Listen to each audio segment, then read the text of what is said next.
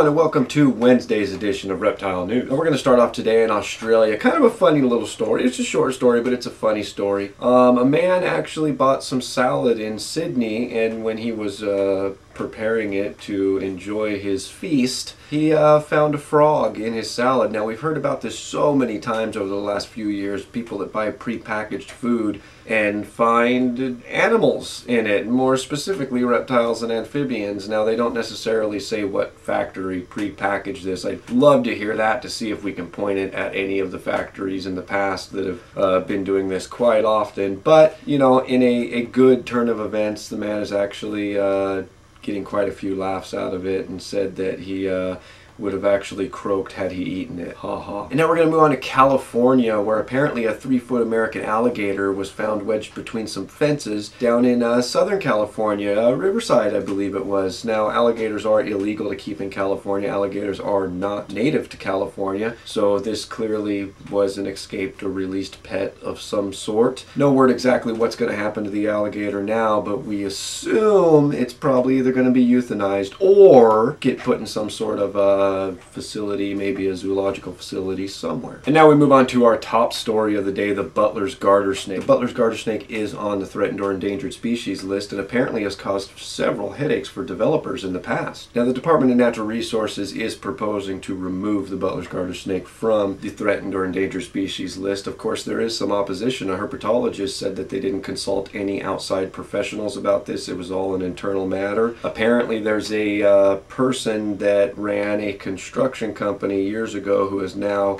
heading up the Department of Natural Resources, which kind of throws a whole corruption twist to this whole thing. Now, of course, the Department of Natural Resources spokesperson says that they actually did involve outside people, and that herpetologist was actually one of them in a meeting back in 2010. So I'm not 100% sure if he forgot or if they're lying. I really don't want to put my opinion on where I'm weighing on this, but it's actually a really interesting story. Of course, the herpetologist said that he has not seen anything like the numbers that they're saying are out there now. They're saying that these numbers don't even put the Butler's garter snake even close to being anywhere on any list.